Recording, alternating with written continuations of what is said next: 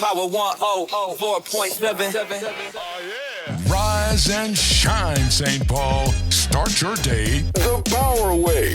The Wake Up on Power 104.7 FM. Monday through Friday from 8 to 10. Let's go. Let's go. Tell me when to go. Tell me when to go. Tell me when to go. Tell me when to go. WEQY is non-stop beats on Power 104.7. Wake up, this is the wake up. Welcome back, y'all, to the Wake Up on Power 104.7. Y'all, it's time. Right. The time is now for our interview. Yes, sir. Yes, y'all. Big Homie AK KpSkizzo is in the building. What's up, y'all? What's happening? What's cracking? What's cracking? How y'all doing this morning? Look at y'all guys. You doing good? Go ahead, AK. Different shades of light skin. Lift that up just a little bit for me. There you go. Different shades of light skin. Look at that. This is too much, please. You got a saltine and a thin mini wheat. I'm dead. So what did that make you? Because you darker than the graham crackers. Toasted. You're definitely darker than the graham toasted. crackers. Wheat bread. I'm dead. Haters. Anyways, man, thank y'all so much for taking the time out y'all day for coming into the station and interviewing with us. Really appreciate it. All right, man. How y'all feeling? We good, man. A little under the weather, but I'm good. Yeah. That's right. Doing good. You know, been because of traveling ice. a lot, but you know. Because Stop. He said he was under the weather. Yeah, right. No, we're glad that y'all are here, man. We're going to get into this interview and ask some really dope questions. You know, it's crazy. Just to start it off, I didn't know that you was not from here, AK. From Minnesota. I am from Minnesota. I thought, oh, wait. I thought you were, I looked you up and said you was born in Mississippi. That's my dad. We got the same Oh, I literally looked you up, and I was like, I did not know AK is not from Minnesota. I didn't know that. I knew that. No, if you So why you let me ask the question? Hey, man. If you Google my Great name, way to start off the interview. It's four of us. Okay. My grandfather, my dad, me, and my son. Got it. We all got the same name. Okay. So if you Google it, my dad used to play pro basketball, so he's got the most accolades. So his name gonna pop up first. He was born in Mississippi. I was born in St. Paul. Okay, well then that changes my questions a little bit because I didn't know all of that. So when I looked you up, I'm like, okay, AK out here playing ball, going crazy, which I knew you used to do anyways. But I just figured that you were from Mississippi. You started off there and then you transitioned to Minnesota. So that's good to know. Thank you for the information. St. Paul, But that's why he's here, so we can figure out who he is. With his father, I grew up with his cousins, his uncles. Yeah, Oh, he grew up with all my family. That's lit. Okay, that's what's up. Yeah, he a Central alumni too. Okay. No, I'm a Cretin alumni, man. I ain't never Central. Central I'm alumni too. I'm a Cretin Hall of Famer, bro. Because period. He's Central alumni too. So let's talk about He the used to Hall be at Central hanging out all the time. Yeah, I know. He's Central alumni too. Yeah. All right, well, let's get into that then. Hall of Famer, so basketball. Yes, ma'am. Right? Twice. Let us know. I'm in there twice. Twice. Okay, Mm-hmm. let us know, your early career in that, how that started, and then let's go from there. I grew up as a kid. I was probably like the best basketball player for my age. Okay. And basketball got me a scholarship at Cretin Dermall. I took them to 4 straight titles. I won 2, lost 2. And I'm a Hall of Famer. I'm in the Minnesota Hall of Fame, and I'm in the Cretin Hall of Fame twice. And I'm in the Minnesota Hall of Fame. Okay, that's dope. So have you always, loved basketball? Yeah. Like that was one of those. My okay. dad, like I said, my dad played in the ABA before it was NBA. He played in the ABA. So What team? I've been around Pittsburgh Condors, Okay. Minnesota Pipers when they were here. See, that's the information I looked up. That's what I saw. Yeah. All right. So I grew up, and my uncle played for the Houston Oilers. He played football. Oh, nice. And my auntie ran track, so I was all around sports my whole life. That's lit. Okay. So, and we're gonna get into, deeper into the music talk, but since we're talking about this here, which was the first love for you? Was it basketball or was it music? Basketball. Okay. Yeah. Basketball, Okay. Definitely basketball. That's what's up. Okay. And then what is that transition? What was that transition from basketball to music for you? College. Okay. College. A friend of mine was signed to rap a lot by the name of DMG. Yes, sir. Oh, okay. St. Paul native. St. Paul native, yeah. So we played like the same football. He's older than me by a couple years. Okay. But when I was playing football and basketball growing up, I never played at my right age. I always played with older kids. Okay. Was that because of the skills or because of your size? Oh, Skills. Okay. Yeah, Skills. But so anyway, he had got signed to Rap a Lot, and it just so happened I went to school in San Antonio, and he was in Houston, and he came to do a show in San Antonio, which I went to go see him. Bought some teammates of mine, and that's kind of where it all started because we reconnected. Instead of coming back to Minnesota for like spring break and Thanksgiving, and I would stay. I would stay in Texas, and I would go with some friends. Go with some teammates to Houston. And we would connect. Okay. So I would go to the studio, watch them record. I knew Devin the Dude when he was like 16. Scarface, everybody. Bun B. So I was around all those guys probably when I was like 19. Okay. And I had some health issues to where I had to make a decision to keep playing basketball and deal with this or try to do something different. And I just felt like the music was something different. Yeah. So I just dove in head first, came back to Minnesota, opened up a studio, so on and so forth. Okay. And you started as an artist yourself? Or did you start no, I kind didn't of? start as an artist. I started as a producer. Okay. Yeah, I started sampling music and turning into a producer. So you was like Kanye of Minnesota. Something like that, yeah. Something like that. But I got started really quick, really early, and it took off really fast. Like, I became one of the go-to guys in St. Paul first, just for music, and then I became a go-to guy in Minnesota for producing music. And then I transformed into a rapper myself, had some good success, and I just started playing the background after I felt like I was cool on the rap. I'm still one of the best rappers in Minnesota though. Cause period. What? Talk your stuff. Yes, I'm still. I don't think these youngins want it with me still. Well, I ain't young, so. So how many on the rap side? How many like projects you got out, or like singles? Like how did that go for you from just a producer then to the rapper? I got 2 projects out there. Okay. Yeah, I got 2 projects out there. I think you can still look me up. This is before YouTube, before all that, before everything, all the streaming platforms. They albums or mixtapes? Mixtapes. Okay. Yeah. Okay, nice. So you rapping on other people? Back then we were doing mixtapes. Okay. No, it was all my music. Oh, it's all you? Yeah, okay, because I just go from the term mixtape usually means like rapping on someone else's industry. Nah, No. that changed up like right before everybody started going like live on social streaming apps. Got you. So yeah, that was like back then they used to like actually make songs and put them out as mixtapes. Yeah. So it just kind of reverted back to the original point of a mixtape for an artist. All right, well, since we getting into, you said you the best rapper in Minnesota. Okay, so with you having that, I still got some in the tank. Yeah, I was gonna say, with you having that mentality, do you feel like that also goes a lot into you being a promoter and host? Yeah, definitely. For sure? It all goes hand in hand, definitely, yeah. Okay. Yeah. All right. Do we call you a DJ, though, or do we call you a selector? No, I never let nobody call me a DJ. He said that to me earlier. He said, don't call him no DJ. Try to tell y'all. Try to tell y'all. Yeah. No, I tell everybody that for years. Don't call me a DJ. I'm not a DJ. So more of a selector. I'm a party rocker. I said, so what's the difference? Party rocker. I don't do everything he can do. I just rock the party. Okay. So you don't do like all the extra fancy mixing and all that. You just play the music that you know that's going to pop and just go crazy. Yep. Hey, you know what? I'm going to start calling myself, when I go to my family reunions, I'll be the one on the, and I'll be like, I'm the DJ, party, but I'm not the DJ. I'm the party rocker. Okay, I'm going to start calling myself that. So I'm going to borrow that. I'm going to borrow it. This goes to a bunch of y'all out here. I never even allow no DJs to call me a DJ. I don't let nobody call me a DJ. I'll stop them right there when they say DJ. I'm like, no, I'm not a DJ, bro. Okay, so this is a public service announcement for everybody paying attention and listening.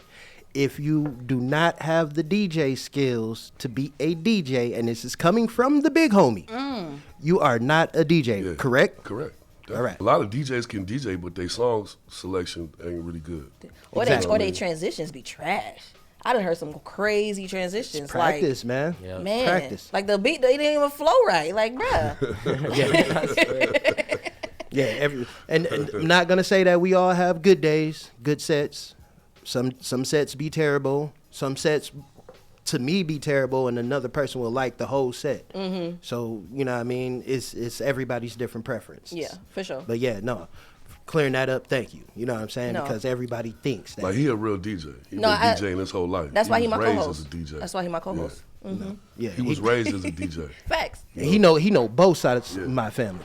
Oh wow. Both Okay. sides. My dad's side and my mom's side, from my uncles on down. So you know what I mean. Okay, we And got his family dad- in the his building. dad was a DJ. His cousins, uncles was DJ. Like, his whole family was DJs. Like, That's lit. Yeah. Okay, that's what's up. Yeah. All right, well then, I'm gonna make sure I scratch the word DJ off of here. But between you being a party rocker, promoter, manager, artist, host, curator, which role do you feel like people respect you the most for, or they know you the most from? they know me the most from, probably promoter. Okay. Yeah, probably promoter. And then is that what you wanted, or is that what you like prefer, or would you like your other lanes to be kind of more? It really don't matter to me, because Okay. if you know me, I do everything. So Man of many talents. it Yeah. don't matter to me. But Okay. probably Right. know me the most as a promoter. All right, I got a question for you. What up? What made the city look at Red Sea when it came down to AK? What you mean by that? How did you and the Red Sea come together to where when anybody mentions Red Sea, Your name you is have to attached. mention AK? Yeah. Honestly, man, I've been doing this for 30 years, you know what I'm saying? Mm-hmm. So I was doing this at a time where the clubs wasn't even accepting rap music. They didn't even want the rap music in the club, And so, make a long story short, I found a kid when I was in the 4th grade. I found a kid, he was in 5th grade. And that's when the Somalis and the Ethiopians and the Eritreans was first coming to Minnesota. Mm-hmm. Yep. And I seen some kind of athletic ability in him. And I brought him down to Jimmy Lee, which my dad ran the park at the time. And I put him on the football and basketball team, right? Right. He turned out to be a good, close friend for many years, right? Mm-hmm. And it ended up being the owner of the Red Sea's nephew. Oh, okay. Yeah, his name was John. And so when I was kind of looking for places to do shows and of that nature in like the early 2000s or late 90s, they already knew who I was anyway from watching me on TV and all that. So they let me come over there, man, and do my thing. And I'm loyal, so I've been there ever since, you know what I mean? It allowed me to do what no other clubs would allow at the time. You Right. know? Do you remember that first show you did at the Red Sea and how many people were there? And be honest, man. Was it like pack? The first show I did was pack because it was the first performance. So and you guys probably don't know, but his name was Little Meech. Yeah, I know. who Lil Wild Meech is. Side, Wild Jesse Mendoza. No, I don't know. Thicker Than Thicker Snicker, than a right? Snicker. Yeah. yeah. He was a kid. Yeah, he was a kid. That was my first show. Oh, okay. Well, that wasn't my first show, but that was my first rap show at the Red Sea was him, you know what I'm saying? Okay. And he was probably like 9 or something like that back then, Right. Interesting. Which he's probably 30-something right now, but he was probably like 9 or 10 back then. Right. Have you had any days where you walked in, throwing a party, did big promotions, looked at it, no crowd, like dead, and just felt plenty like of times. giving up? No, never giving up. No, plenty of time, but that happens plenty. Everybody's gonna go through that, Right. But yeah, you just keep going. So what motivated you to keep going? Honestly, man, was parents. Parents stopping me at gas stations, parents stopping me at grocery store. Like, man, my kid look up to you, man. My kid found something that he likes, and that's coming to your shows and rapping and stuff like that. Man, it just kept me going. You know, and then I seen that a lot of kids that was like gang banging over North or South or St. Paul, I was giving them an outlet other than just being in the street. You could actually go record and then perform somewhere. You know what I mean? Instead of recording and not having no outlet for your music, you know what I mean? So that just kept me going. Facts. Interesting. Okay. All Do right.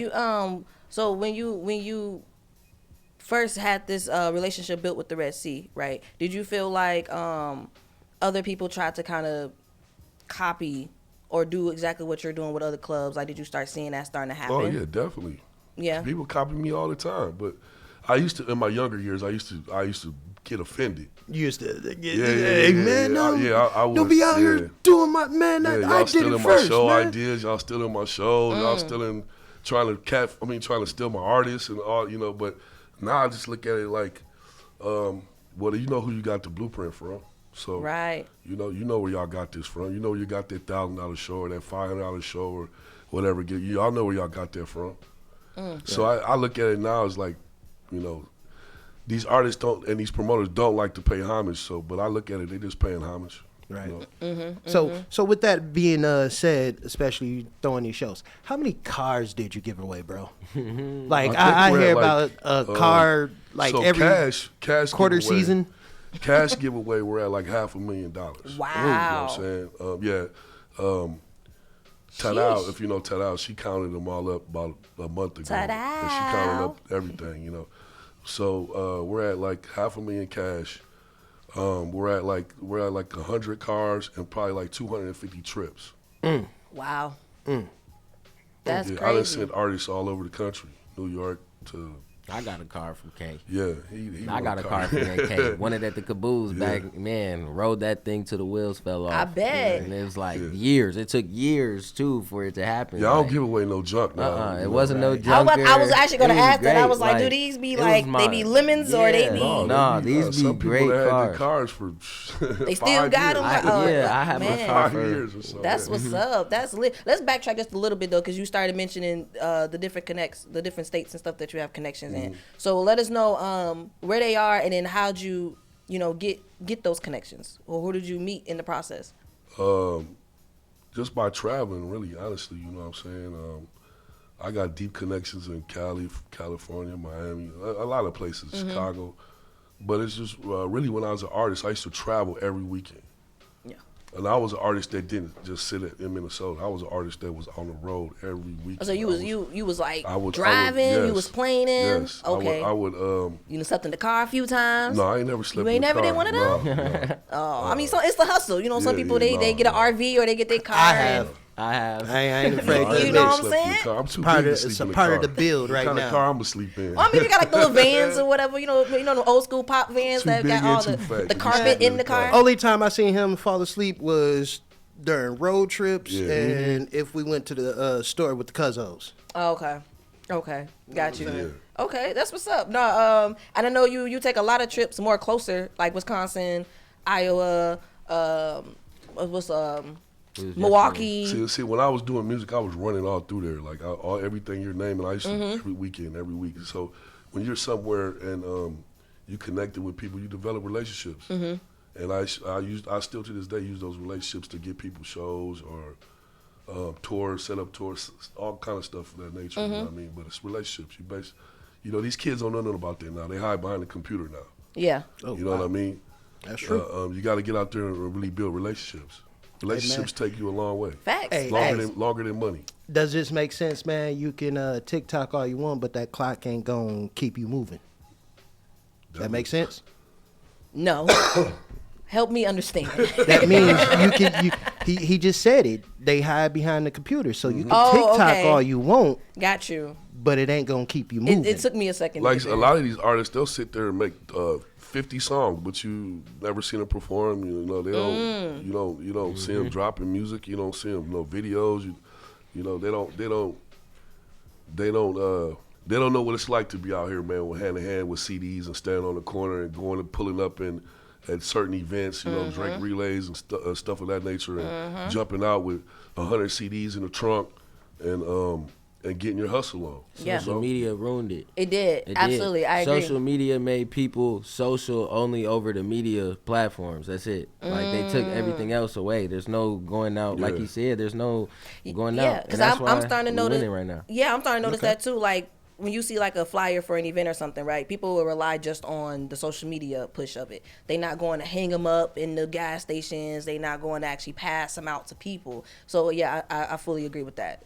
Social media took away the social, like you said. Not knowing, people don't understand that when like people will support your brand off of liking your brand but not liking you. Then again, they will also support your brand because they like you but they don't like your brand. Now when you hide behind a screen in the media, the social media platforms and all that, you're not giving them a chance to actually meet you. They're only able to base it off of what your brand is marketing versus being able to have a real genuine open conversation with somebody and somebody say, oh, you know what, I actually like what you're pushing though. Right. Now they understand you differently. That's know? And that's where we have gotten away as a younger generation in the artistry. That's why he's a mentor of mine, and it's why I travel like I travel and connect artists where I connect them into the platforms and all that, because relationships can get you in the rooms that money can't. Facts. Yeah, exactly. Big facts. Exactly. Big facts. Let's take a dive deeper into the Red Sea conversation, because that's a huge part of you, right?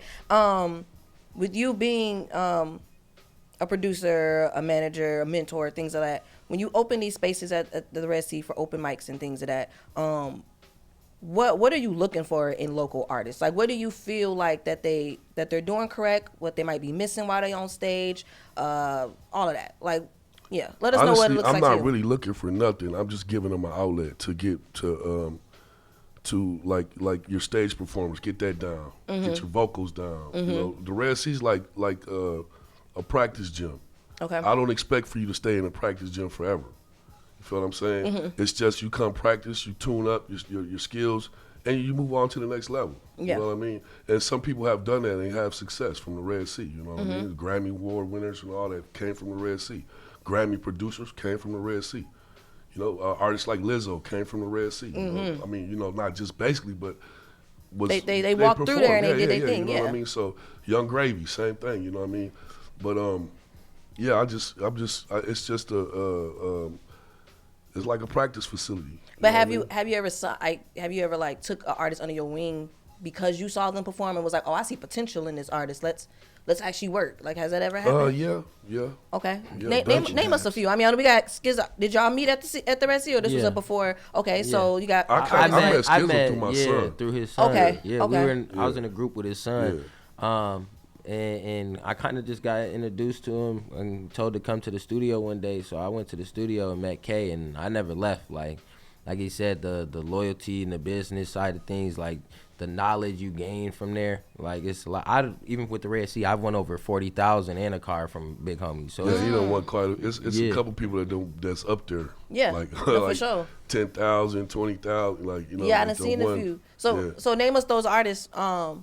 That, like I said, that you took under your wing after you seen them perform though. Like, I can really work on this person. Give us a few. Man, there's so many. I just man. Give us your top 3. None against the other ones. Just saying. Just a quick 3. Just a quick 3. Just a quick 3. Just a quick 3. Okay. Dodie Kane. Okay. Yep. Shout out to him and You Know It. Yeah. Because they blew up. Shoot, man.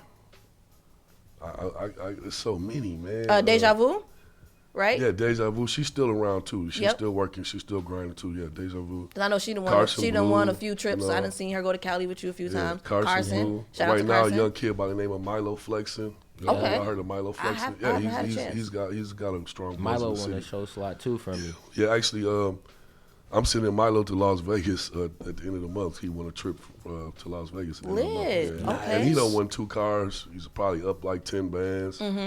That's what's So, up. Okay. I mean, it's a lot that I can't just put my finger on. No, I know. There's so many. You know? Yeah, I believe Will. it. Okay, so then. Yeah. P. Will, definitely Will. nephew, my Shout nephew out P. P. Will. Will. Oh yeah, that's right. I'm familiar with P. Will. Yeah, Will. for sure. Yeah, for he got sure. some great situations going on right now. So, Okay. yeah.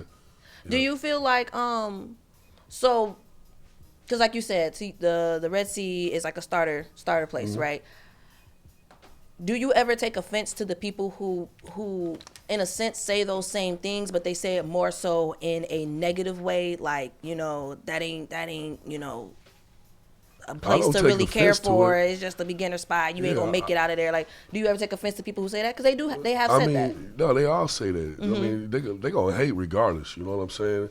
And to hate on the Red Sea is crazy because, you know, basically we started what y'all doing. We started it, you know what I'm saying? And who else is giving away cash cards, trips, and ain't no other club, probably no club in Minnesota ever done that before, you know what I mean?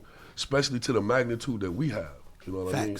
So they hated on Jesus, you know what I'm saying? So they're gonna hate on you regardless, especially if you got something good going. Like I said, I just made a post the other day to prove that point.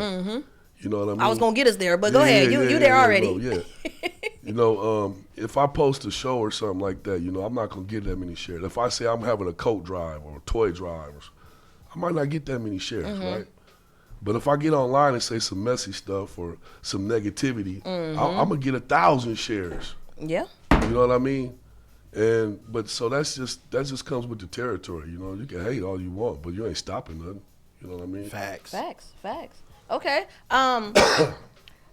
I'll bring up a time when I first came through the Red Sea, because that's where me being a singer-songwriter, are you familiar with Devon Mayweather? Yeah. So he introduced me to you, right? And just being an R&B artist, I always personally felt like the Red Sea more so geared towards the hip hop artists, right? Yeah. So how do you make a space that's normally for a rap artist, drill artist, trap artist, whatever? How do you make that space comfortable for the R&B artists, the ones that want to come in and do love songs and slow music or pop? I mean, it's very comfortable for that because the hip hop community accepts that as well. You know what I mean? It's a lot of R&B artists that came from the Red Sea that rock. That, you know, they do their thing and the community accepts them. You know what I mean? So it's a space for all artists. It doesn't matter what, you could be a rock and roller. You know what I mean? Well, I mean, I guess what I mean by that question is, okay, let's say you doing a giveaway, right? A car giveaway. Any genre can come through and win, right? But what do you feel like the odds are for an R&B artist to come in and they're going against all these, you know, rappers? I feel like you got a better chance to win than a rapper do, honestly. Really? I agree. Definitely. Skizzo, give me your opinion about that. I agree.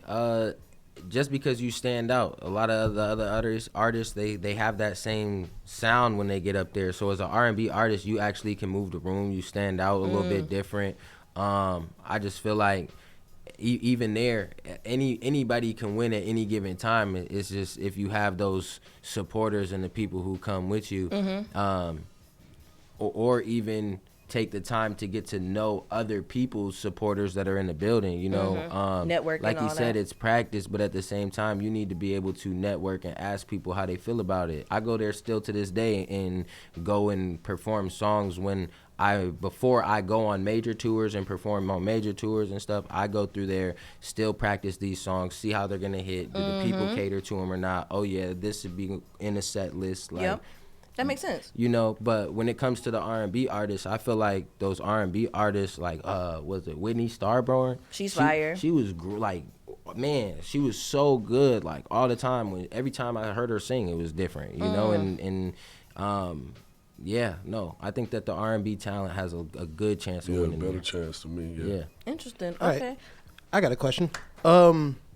What criterias do you think keeps a lot of Minnesota artists from being bigger than where they're at right now? Working with each other.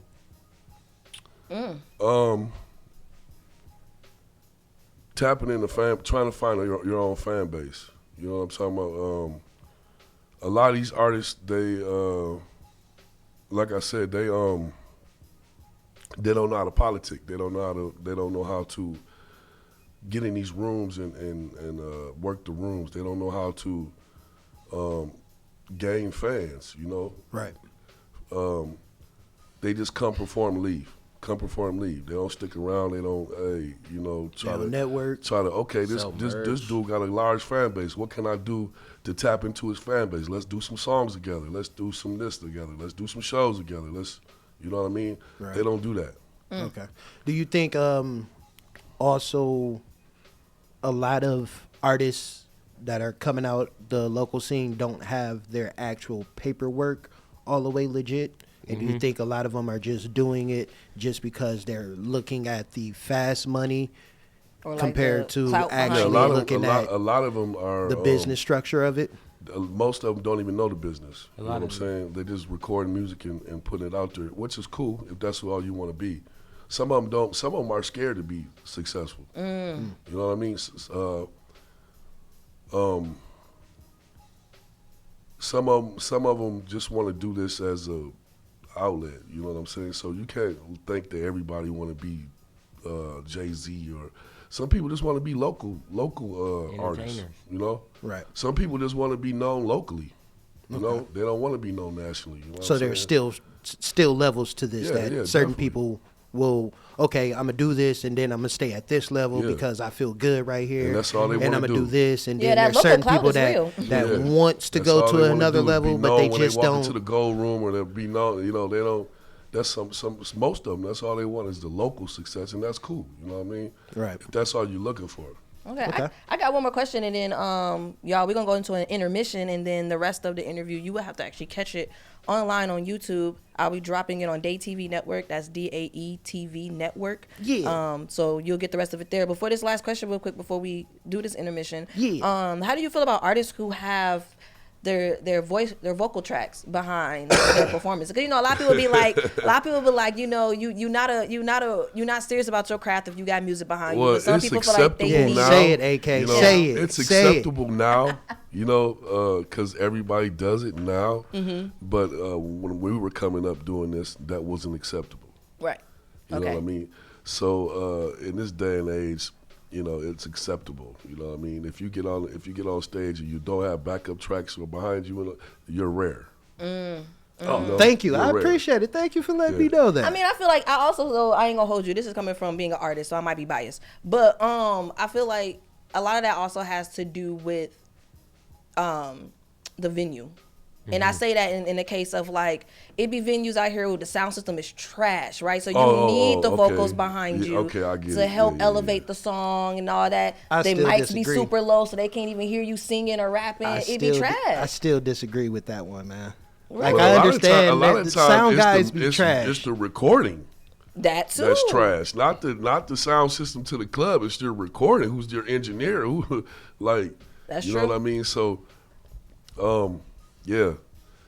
I think it depends. But if you come to the Red Sea, we got one of the best sound systems in the city. Always Did y'all has, get an so. upgrade a few years ago? Yeah. Okay, I remember that. Yeah, it sounded way better. Too. They changed the stage and everything, like rotated it or something. Oh yeah, because it was flipped a different way. I remember all more that. space in there. Yeah, I remember that. Okay. Well, y'all, look, we're finna go ahead and take this music break real quick. And then, like I said, if you want to catch the rest of this interview, you have to go to YouTube, Day TV Network, and it'll be posted by this Friday. So make sure y'all look out for that. But let's get back into these Jammy Jams. DJ Intenz, drop the beat. What? This is wild now. Come on. Just do it. Thank you. We'll be back, y'all. AKA Day TV. Day TV. Day TV. Some Day TV. Day TV. You are now watching the Day TV Network. Welcome back to the Wake Up in our interview with AK, Big Homie AK and KpSkizzo in the building. Yes, sir. Since we were on that topic of the Red Sea, your son, Tay Supreme, how did he get into the world of music, and what doors has the Red Sea opened for him? All my kids was raised in the studio. Okay. All of them was raised in the studio. Tay just took a liking to the music and wanting to perform. And the Red Sea, like I said, it honed his skills. You know what I mean? He's a great performer, a live performer. He's a great live performer, and all over the country they love him. You know what I'm saying? So, but he honed his skills at the Red Sea. I made him go through boot camp like everybody else. You know what I'm saying? So, So is there a certain structure on how you do it when you have newer artists coming in and coming through that boot camp? Can you break down like what steps you take with them?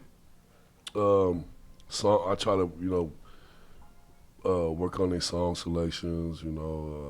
The way they move on stage, the vocals on stage. Crowd interaction. All the boot camp. You know what I mean? Okay. So Literally. yeah. I'm saying, like, is it deep, like how I mentioned earlier, how Beyonce's dad used to make them run the track Nah, and I sing? don't do all that. But you know. Okay. Yeah. Yes and no. Okay. It's military structure. You know, he go tell you suck until you get it together. Yeah. Got you. Even when you don't suck, I'm gonna tell you suck. Yeah. Okay. Yeah, hey Like, man, you the could be- OGs are. You could have made the best song that he's heard all day today, and he's still gonna tell you suck. It's terrible. I figured out that a bunch of OGs actually do that, and I see a lot of younger artists get offended by that. Oh yeah, they don't have the skin that they had. Yeah. So, 10 years ago, you know? what do you think would be one thing you can tell the artists right now, even though we know that some of them ain't gonna listen? What would be that one thing you want them to know before they even step foot on the Red Sea? You got to take Stage. constructive criticism. That's the biggest one. You got to take constructive criticism. Everybody ain't gonna like you. Prime example, right? Prime example. Prof. Okay? Yep. You know Prof. Okay. Prof came to the Red Sea as a skinny white kid from the South Side, right? Which he probably was out of his element coming to the Red Sea because he's a white rapper, and at that time was what, like 10, 15 years ago, something like that. It was like Eminem and all that, you know what I mean? Like white rappers, so everybody kind of looked at white rappers as like Eminem and all that. Well, his style is very different. Very unique. Very different. Very unique. Right, yeah, very unique. And so at first, people probably wasn't catching on to what he was doing. But you see, Prof now is one of the most touring artists in the country. Yeah. You know what I mean? And his numbers speak for themselves. So, Man, for real, like, you know, he developed that thick skin by coming jumping out of his element to places and performing at places where it was different. And he was different. You know what I mean? And he was different, so. He's a real entertainer. Yeah. But he learned that from jumping on these stages, you know, around city to city, you know what I mean, around here, you know what I mean? Okay. What's one thing that you would do differently if you could when it comes down to the Minnesota scene and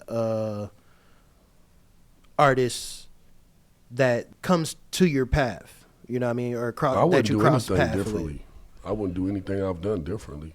Okay. Because if I made a mistake, I learned from that, you know what I'm saying? So I wouldn't do anything differently, you know what I'm saying? I just, yeah. Okay. Okay. That's what's up. Okay. Your Facebook post. Let's get back to that now. What up? Okay. Yeah. So you made this Facebook post, and everybody was, you know, in their feelings about it. Some people I've seen, you know, not screenshot it, share it, and basically back you like, you know, getting tired of y'all. You know what I'm saying, and all of that. What did you like? What did you mean by that post? So to clarify, what happened was I had a show that night. I had two shows that night at the same time. Right, one was very successful. The other one was okay. Okay. The one that was okay was at the Red Sea. My other one was at St. Paul. That was very successful. you know. Okay. And some of the artists that came to perform, or a lot of artists didn't show up and some of the artists that did show up, I took them upstairs after the show was over with, and we just kind of hung out. And I was explaining to them, like, listen, you know, your relatives and your friends won't share your flyers. You know, they won't share your shows. They won't do that. But if I post something negative right now, everybody's gonna share it. You know, but if I post something positive, not everybody's gonna share it. And so I basically was making an example by making that post. You know what I mean? It was trolling. I was trolling. You know what I mean? I was trolling. Okay, 50 Cent. Yeah. And a lot of people took it serious, you know what I mean? Right. And a lot of people showed me how they really felt. So I was like, oh, okay, that's how y'all really, I'm just playing, but, oh, that's how y'all really feel. Ooh. Okay, well. The snake showed they self. Yeah. Okay. Yeah. Oh, man, you was And cutting so- that grass pretty much is what you was saying. Yeah. But Okay. I was really just trolling, you know, but it proved my point till I woke up to 300 shares. Right. Wow. I never had- Any I never love had- loss on that, though, like for certain I artists? don't care. Okay. You know, it don't make no difference to me, Hey, but yeah, I did that to prove a point, and I proved my point exactly because I never had 300 shares on any show I've ever done. Ooh. Wow. And I didn't get, like y'all, I gave away cars, trips, money. I mean, everything. You know what I'm saying? So I never had 300 shares on any of that, but I did on a negative post when I said the rap community sucks. You're broke. Oh. And I got 300 shares off that. Oh. So that I was proving a point. Oh. Hey. But some people, like I said, they showed me how they really feel. So it is what it is. I dig that. What's your favorite? All the venues that you've worked with and done shows out of. What's your favorite venue? Because of course, outside the Red Sea, outside the Red Sea. Yeah. Oh, in Minnesota. Because I done seen you at the Roz when the Roz was popping, way back then. Yeah, I pretty much did every place that especially if it was black owned. I pretty much did everything. Okay. But my favorite places is probably the Caboose. Okay. You know Nice. what's funny? I thought you would have said Arnellis. Well, at the time, Arnella's she really didn't even like hip hop At all. No, we used to argue back and forth like all the time. That's kind of what took me to the Red Sea. Okay. Because I started off at Arnella's. Right. But she was very selective on what I could do and what I couldn't do, and restraining me. You know what I'm saying? Yeah. Like, not to talk negative or nothing, but she come from a different era where those older heads just didn't like rap. Okay. You know what I mean? Yeah. That makes sense. So the Caboose. Yeah, Caboose. the Caboose. Okay. Yeah. Caboose for you too? Yeah, I agree. I feel like next to the Red Sea, that's like the next, like, how like the Red Sea is one of those stages you have to touch in Minnesota. I feel like the Caboose is like next to that as well. Like that's where you go after. Like your first show, your major whoops that go up after that, you kind of get your next big try at the Caboose. Okay. And now it's black owned. Yeah. Shout out to Bill. Oh, I didn't know that. That's lit. Now it's black owned. Yeah. Wow. So now we got way more access to it than we've ever had. You know what I'm saying? That's dope. Nice. Y'all didn't mention First Ave. First Ave. What is the 7th Street entry side? Yeah. Or okay. First Ave is cool. Okay. But it's not our venue. It's not catered to us. Okay. You know what I'm saying? Yeah. Right. You kind of still got to be somebody to perform in there. You know That what makes I'm saying? sense. Like, As you should be, Well, I due have to seen- the name and the people who've been through that Yeah. building. Yeah. You know what I'm saying? Yeah.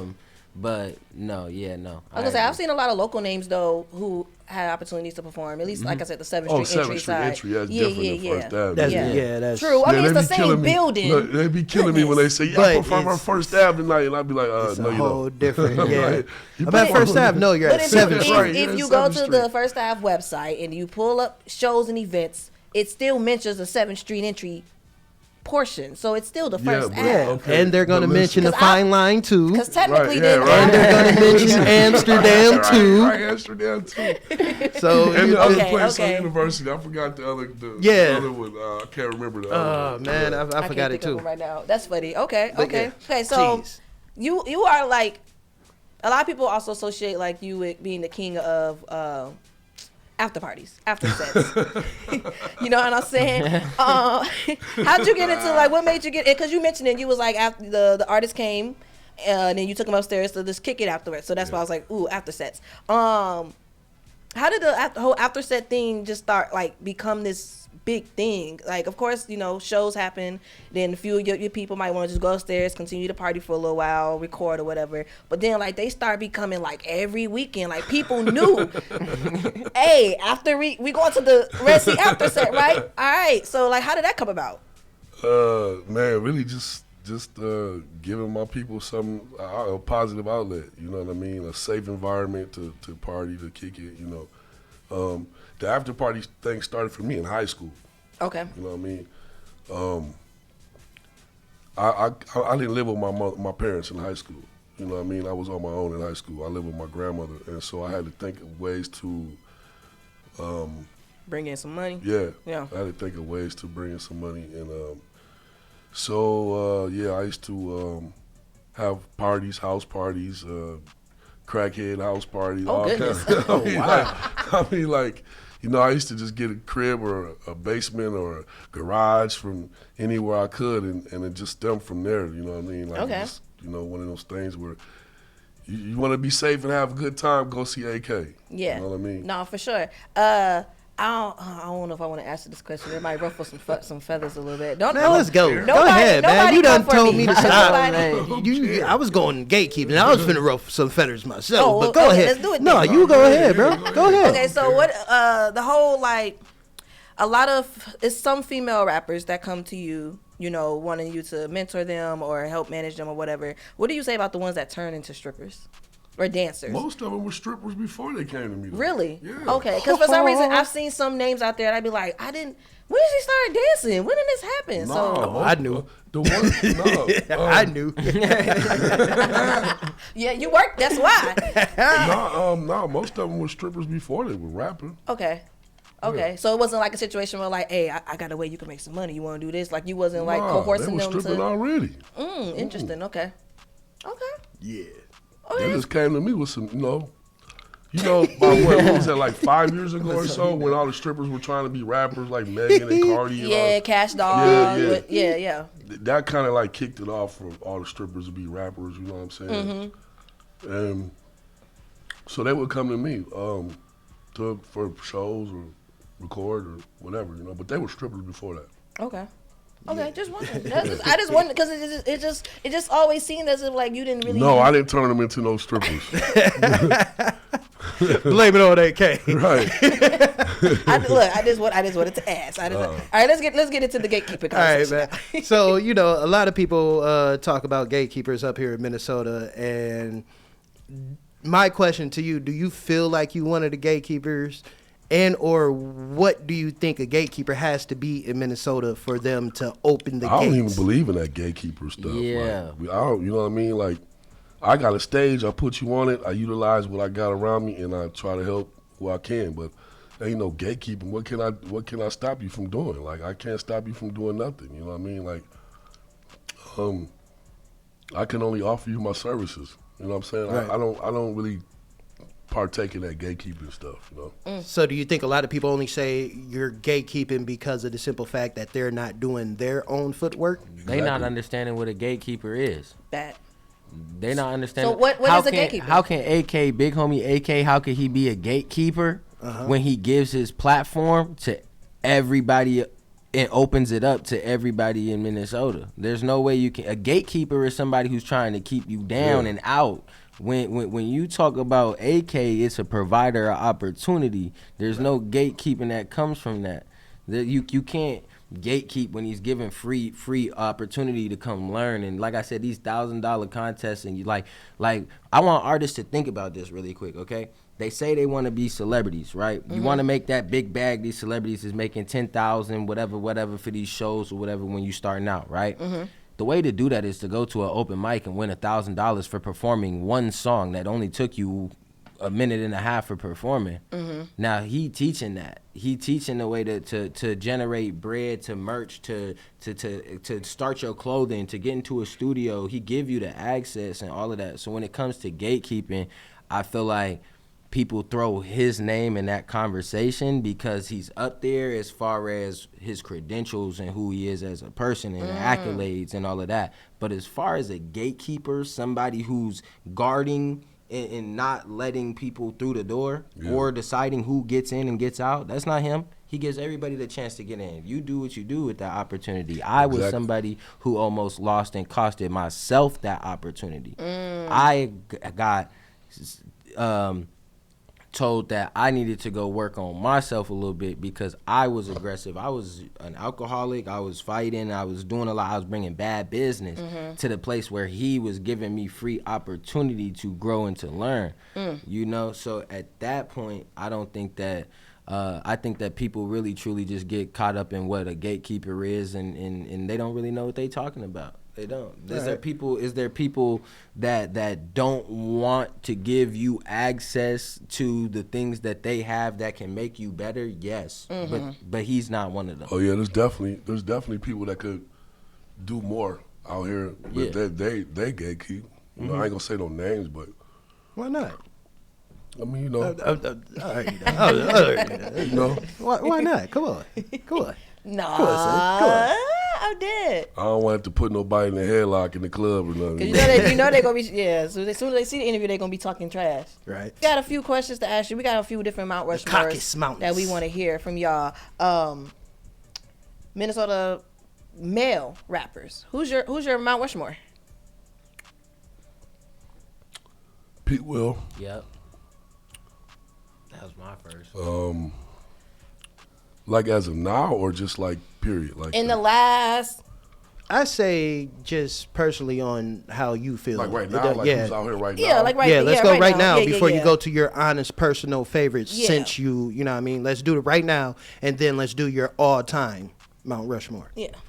Yeah, P. Will. Bigger than just an artist. Dodie K.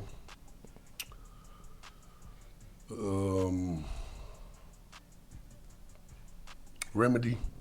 Okay. Even though he's an R&B singer, Remedy. I mean, he consider himself as a rapper too. Well, he can rap. He can rap. Yeah. better than a lot of these rappers can. But You just got body by singing it. No. let me think of who else.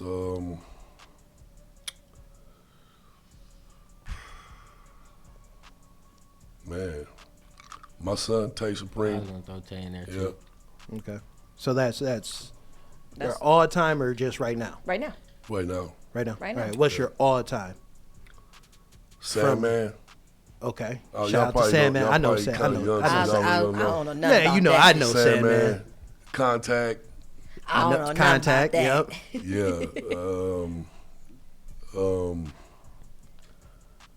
Man, Jay Isaac. Yep. I've heard of Jay Isaac. Yep. Shoot, man. Yeah, one more.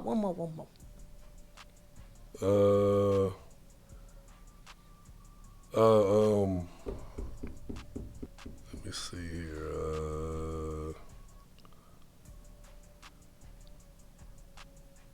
And probably Dub J. Dub J. Yeah. Oh yeah. I feel Where like he been I at? feel like I've heard that name. At one point, Dub was holding it down for the whole St. Paul. So Okay. he just managing artists right now. You know, just helping. He just helping. All right, shout out to him. Shout out to him. So what about the female side? Female Yep. rappers. Mount Rushmore. Female rappers. And And you can Artists. mix it. You can do now and just all time. I want to say female artists. Lady Vicious. She's cold. Oh yeah. Isn't it like she in a duo? She was, but Okay. she Okay. Lady Vicious. Carson Blue. A little trendy. Right, and as if we're talking right now, Vina, SK by the yeah. way. Okay. Vina and SK by the way. Okay. Okay. That's a solid one. Dang. That's a solid one. That's a solid mountain. And then last Mount Rushmore, it's the last one. R&B. You can do men and you can mix them. Who is the Mount Rushmore R&B? You already said Remedy, so we can't mention him. And P. Will. Jay Isaac definitely. You can't Well, say you already him neither. missed him. Okay, well, Who's there?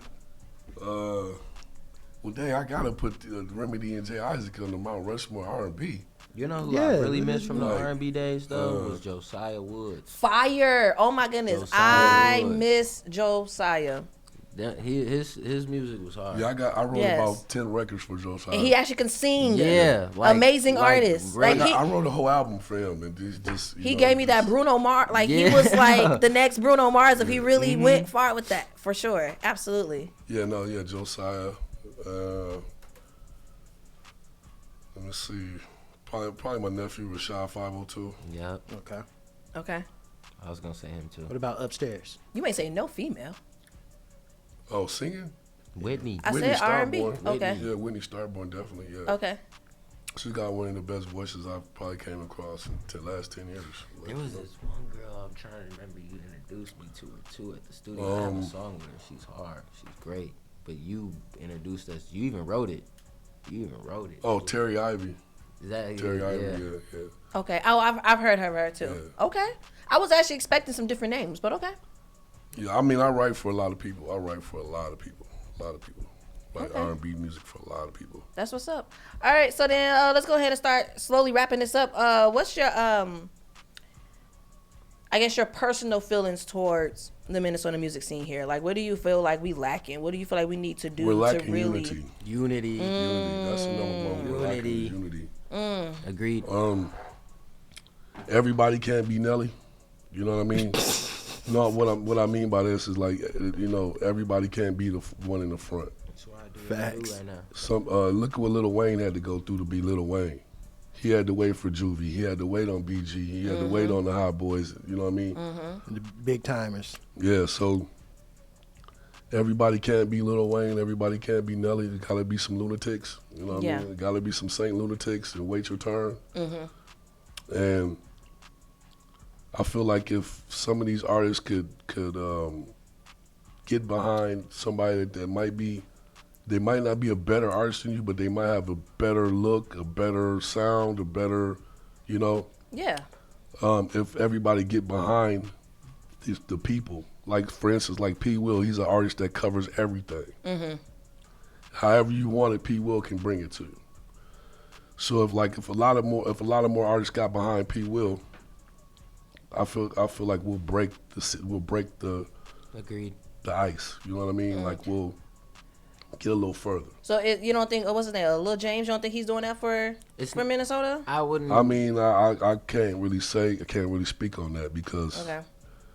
I personally don't see him out here like helping Okay. artists. You know what I mean? And that's not a knock on him because he got to take care of what he got to take care of. Absolutely. You know what I mean?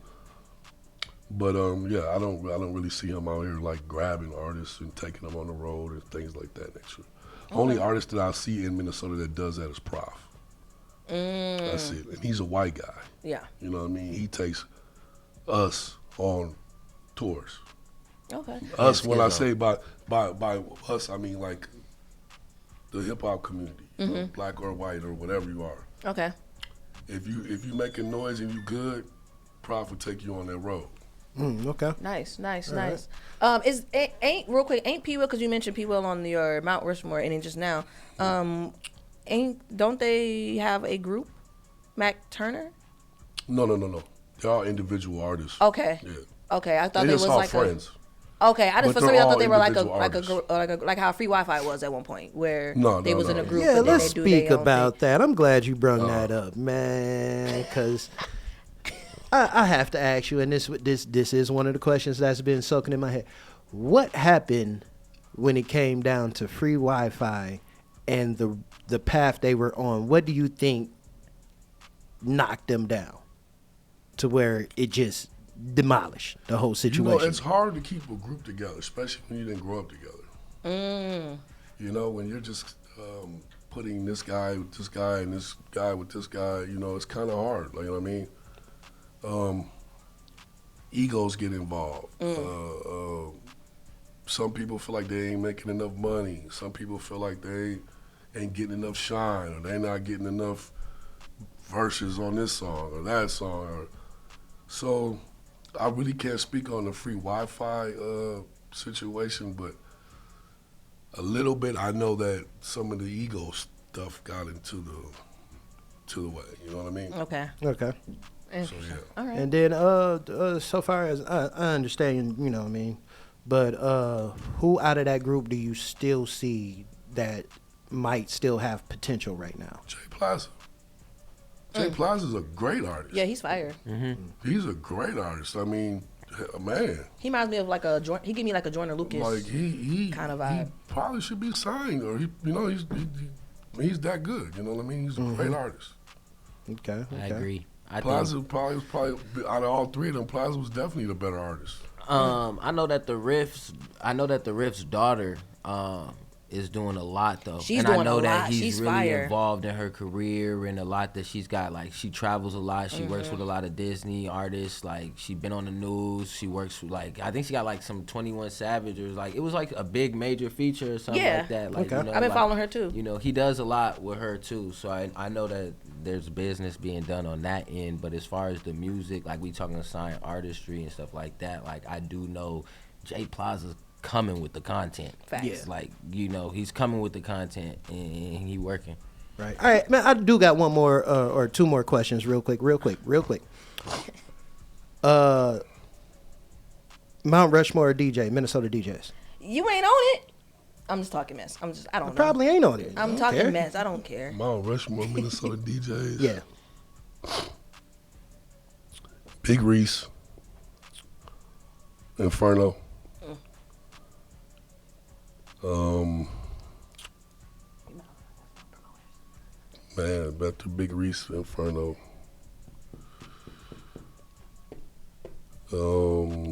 They could be live or Cam Jones. Shout out to Cam. That's one person we didn't ask him about. We how didn't that ask connection about the came together. Yeah. Probably Gemini. I'm not familiar with Gemini. him. Okay. I know that. I'm not Shout out familiar to my with brother Gemini. He a rock star DJ. Okay. Yeah. He's in Colorado right now. Nice. Yeah. And okay, this is the last Mount Rushmore because now you brought up DJ, so we might as well bring it up since you are a promoter yourself. Who's your Mount Rushmores of promoters? Dolo. Mr. Get It Poppin'. My young dude KK. Jay Estate. Okay. I'll probably say Polo Scott, even though he's a DJ too, Okay. but he's also a promoter too. Nice. Yeah. That's a solid list. That's solid. That's Love extra it. solid. Extra solid. What's next, AK? What you got going on as far as current events, things you moving forward with, the Yeah. lifestyle, and then do you plan on What's retiring? that open mic schedule? When can I win that car? That 100K, So 100,000. Sunday, February 1st at Game Time, 920 East Lake Street. I'm giving away a car to the winner. You said what date? February 1st. February 1st. Game Sunday, time. February 1st, Game Time, 920 East Lake Street. Black owned, by the way. Cause period. I'll be giving away a car. As far as everything else go, me and Skizzo, we putting together tours, things of that nature. I still do my club thing, you know. And yeah, I'm still giving away this money, still giving away these cars, still giving away these trips. You know what I mean? So You got a retirement in the near future at all? Or you gonna be doing this until the wheels fall off? probably till the wheels fall off. Okay. Yeah. I like that, man. Well, again, thank you, Big Homie AK and KpSkizzo coming into the Wake Up on Power 104.7. Man, Yes, we sir. really enjoyed this. I hope y'all did as well. Y'all make sure y'all follow them on their socials. You can tell them one more time. AK BlockBoss, AK BLOCCBOSS, all social media platforms. KpSkizzo on all platforms, KpSkizzo. And like Big Homie said, we got tours coming March, E40, Be Legit. That's going to be out in Indianapolis. I'm booking for it right now. If you're an artist, you want to get on the road, you want to travel, you got a clothing brand, you want to get that on the road, you want to come do some podcasts, radio interviews, all that stuff, just come tap in, man. We got a lot of motion, a lot of things on the floor right now. A lot of different Spring's cities, coming. too. A lot of different cities. Lots. Perfect. Love it. Love it. All right, y'all. Well, we up out of here. Again, follow Day TV Network on IG. You can catch up on, all interviews that's going to be posted there. A whole bunch of, Shade Room style updates and stuff that we speak on here on the Wake Up as well. But yeah, we out, y'all. We appreciate y'all. We'll see y'all next time. This is the Wake Up. Luegos. This is the wake up.